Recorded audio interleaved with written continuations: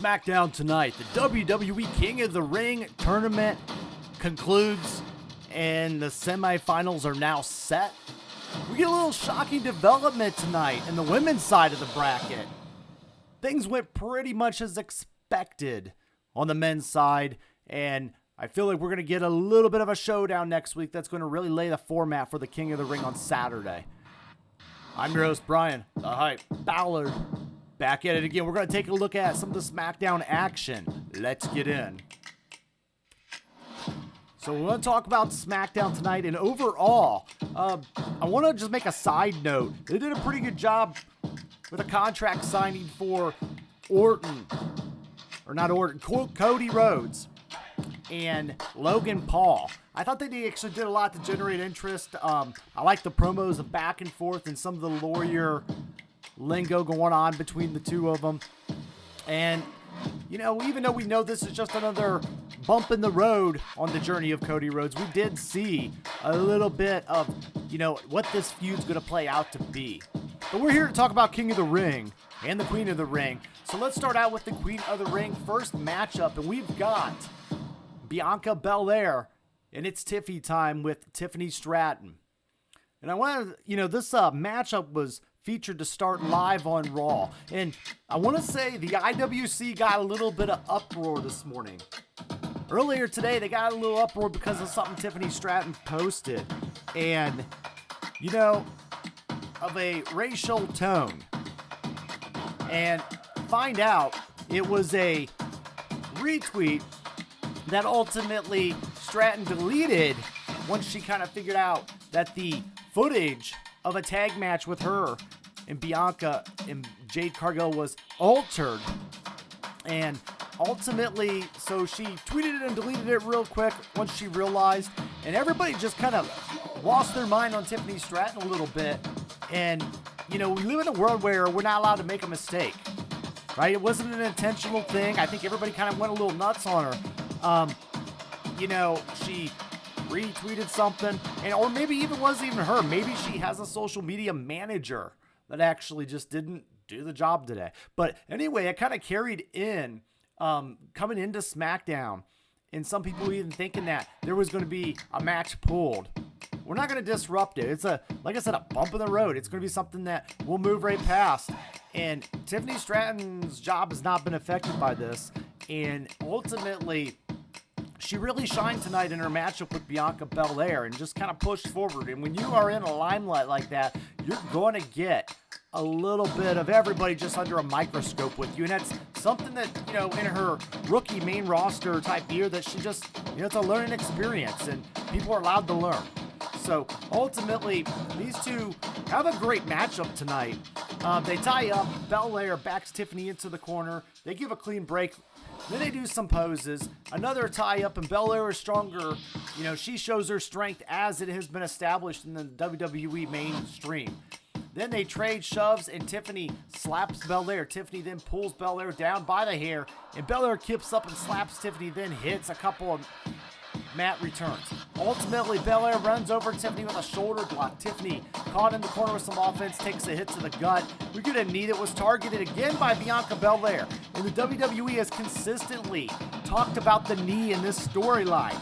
They've actually made it a focus of the Queen of the Ring tournament and how a lot of her arsenal is depleted due to her knee hurting. And ultimately, I do believe that could play into this Bianca Belair rise or demise, either way. So we then got a deathlock on Belair's bad knee as we work in that same knee, and Tiffany gets kicked out of the ring, but Belair is still selling her knee according to story. They fight for a post spot, then eventually Belair pulls Tiffany into the ring, and it's a little bit kind of funky in the middle, but nothing bad. Ultimately, then we get Belair hits a spine buster for a 1 and a 2 to get things back on track, and then Tiffany with a jawbreaker, a double stop, and Belair tries a glam slam, and then they trade roll-ups, but no pin really, and then Belair wants the kiss of death, but Tiffany lands on her feet and pulls Belair into the ropes, and a hip attack, followed by a double stop for a 1 and a 2. Belair catches a handspring, Tiffany, and a German suplex for another near fall. Tiffany drags the ring skirt into the ring and then rakes the eyes of Belair, and the ref isn't looking, then follows with a chop block. We then get Belair wanting she blocks the prettiest moonsault ever and then hits the kiss of death for the win and the pin. And Bianca Belair advances around the 13-minute mark in this tournament. So Belair, we do get a post-match interview in the back, again admitting that her knee is not the best. She's not going to make excuses or she still plans on becoming queen of the ring. And then that's going to lead into a little action later tonight. But we do get a little showcasing here. I want to talk about this match. I feel like, either competitor could have won this match. But I do believe and predicted recently that it was going to be Bianca Belair moving on for the mere purpose of Tiffany Stratton, LA Knight's first round opponents weren't even shown on a main TV. That right there kind of cued me on the tournament that neither of these competitors were going to advance beyond the TV round. So at this point, we wanted to feature who we wanted to advance. In this case, it was Bianca Belair. I will say this. Tiffany Stratton is a really good competitor, especially for it being her first year on the main roster. And I want to say Bianca Belair, she's becoming to the point of being a seasoned veteran at this point. I remember when this girl was making her first debut in the Mae Young Classic many years ago. Ultimately, these two carried each other to a really good matchup tonight, and it was a fun little back and forth. I felt like they neither hurted each other and they showcased each other's skills very well. And I actually would mind seeing these two go at it again in the future. But ultimately, we then come back and Byron is talking with Jade in the back. So Jade Cargill, and we hear all about Nia, and Nia's just in her way. Belair then shows up and they talk for a bit, and they're teasing wrestling each other next week, and Jade heads out. So foreshadowing maybe, or just a little bit of a red herring. We'll find out in the Jade Cargill match coming up soon. Next matchup on the King of the Ring side was LA Knight and Tama Tonga. And ultimately, I did say that LA Knight was not going to advance in this tournament. I want to start out, and I want to let you guys know, LA Knight is too good for the King of the Ring tournament.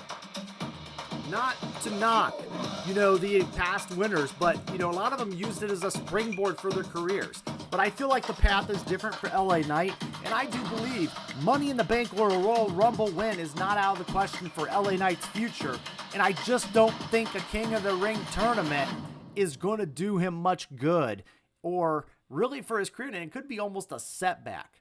We do get a little bit of LA Knight in the back, going a little bit back and forth with Carmelo Hayes.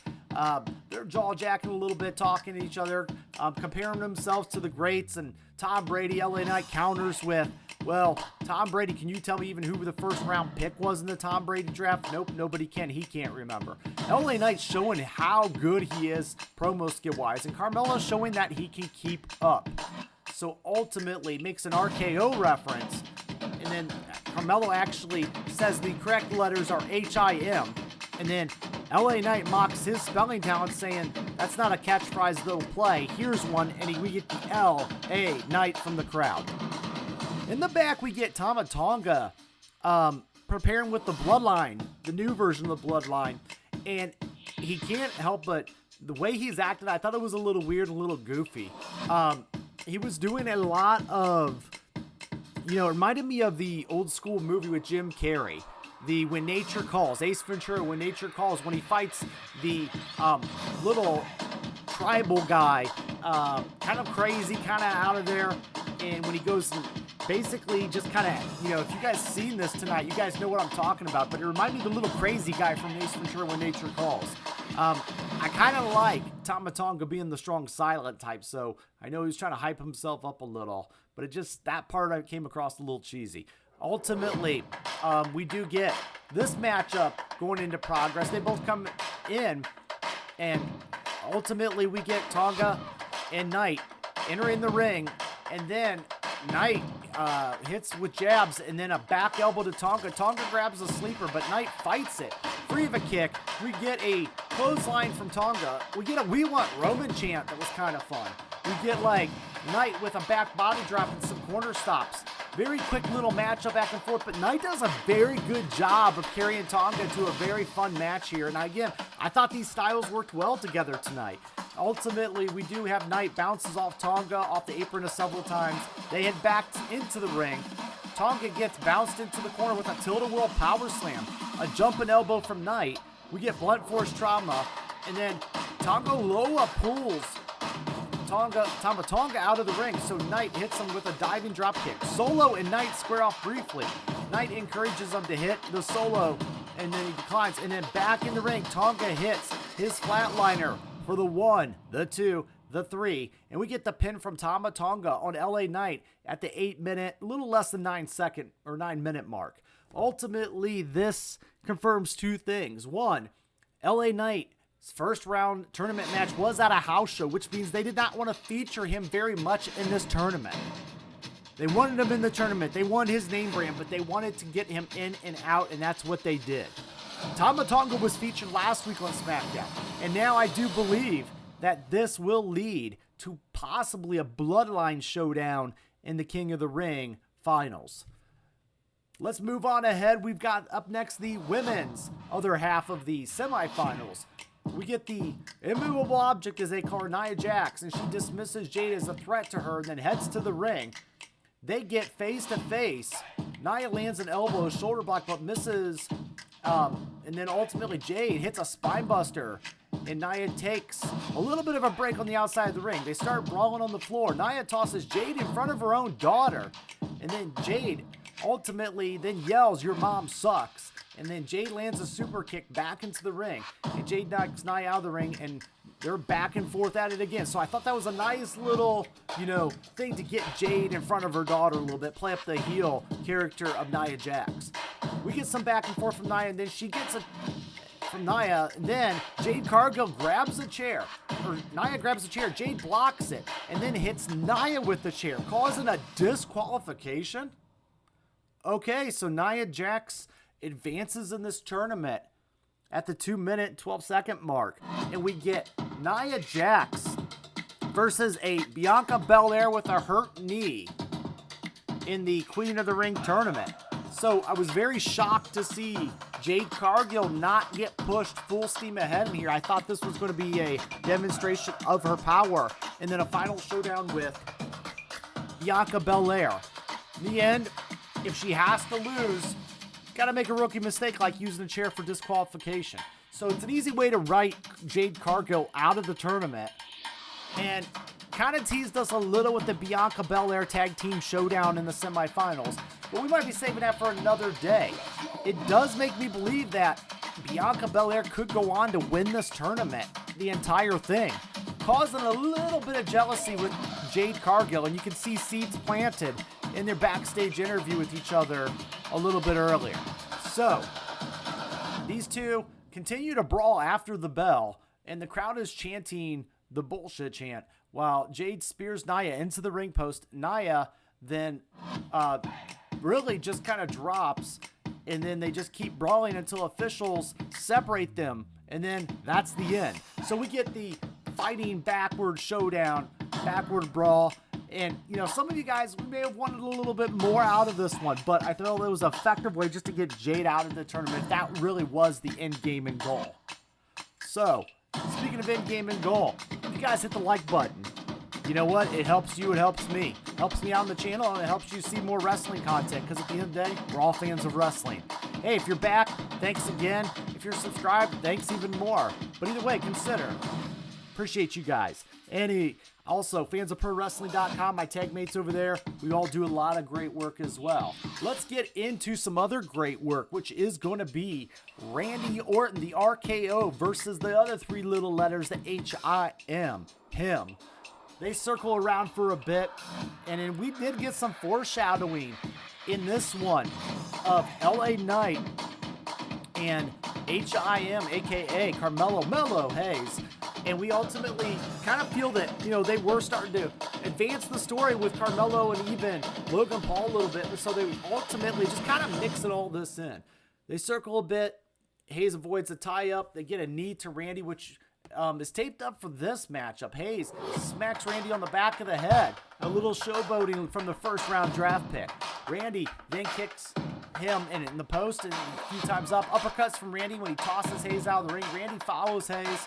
And ultimately, the crowd is going. Randy hits a suplex on the table in a second for good measure, and the crowd wants another, but Randy delivers for the people. We head to a commercial, and then we're back. Hayes is working on the leg of Randy. A lot of leg working here for the ones that advanced tonight between Bianca and Randy. Some traditional leg work from Hayes, and then we get wraps Randy's leg in the rope, and it misses a pump kick. Randy fires up with the clothesline, and he avoids the snap power slam and goes holding his knee. Hayes misses a punt kick, and then Randy lands the snap power slam. Randy wants the hanging DDT, and Hayes avoids it. And we get the kick to the leg, and he hits a code breaker for a 1 and a 2. Not a lot of pins in this one, but we do get Hayes climbing the ropes with a nothing but net.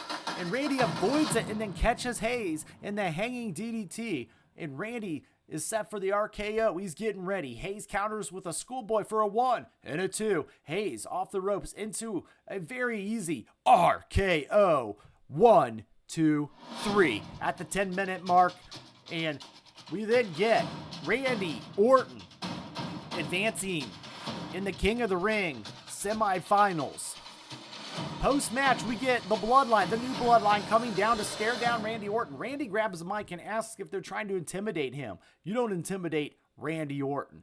It's a foolish move, and Randy Orton is a multiple-time world champion and soon to be King of the Ring. Next week in Saudi, he's going to put his foot right up Tama Tonga's ass and then introduce him to the RKO. Tama Tonga versus Randy Orton. Great foreshadowing here. It'll be interesting to see how this all shakes out. Randy Orton, again, I'd say all these qualifying matches did their job tonight. Randy Orton did a great job in showing that Carmelo Hayes is going to be a future main eventer and star. And he really just kind of had a great working match with the young up-and-comer. So, let's get into our final thoughts. And ultimately, here we go. Our final thoughts for this one. Well, we got Raw's semifinals on Monday. Gunther versus Jey Uso. While on the Smackdown next week's side gets RKO, Randy Orton versus Tama Tonga. This is going to come down to whoever wins on Raw.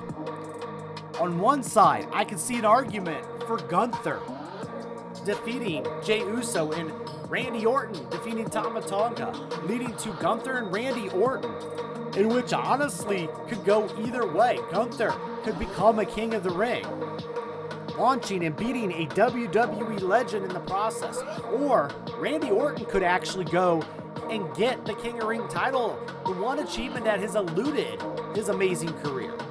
On the other side, this could be the storyline, as mentioned in my Monday review, that Jey Uso versus Tama Tonga to kick in even further the next chapter of the Bloodline story.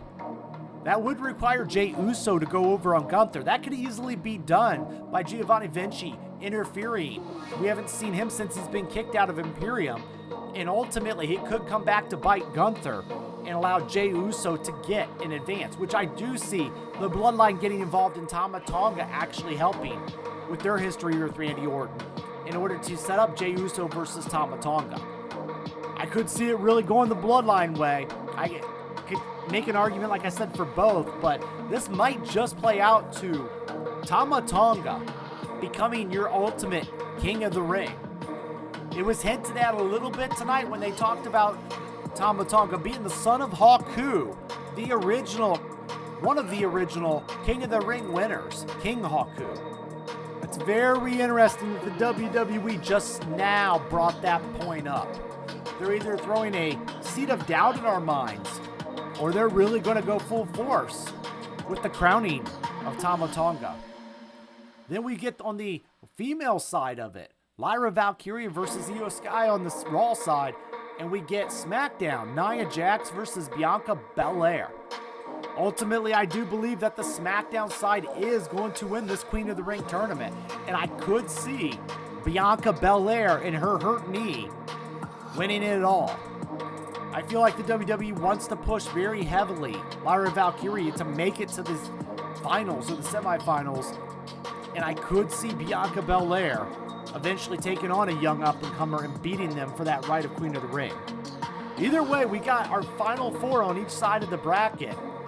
Guys, what's your prediction? How is this going to shake out? I want to know, figure out what the community's thinking on it. But for now, I'm going to head out. Like, share, subscribe, and it's not goodbye. It's game over.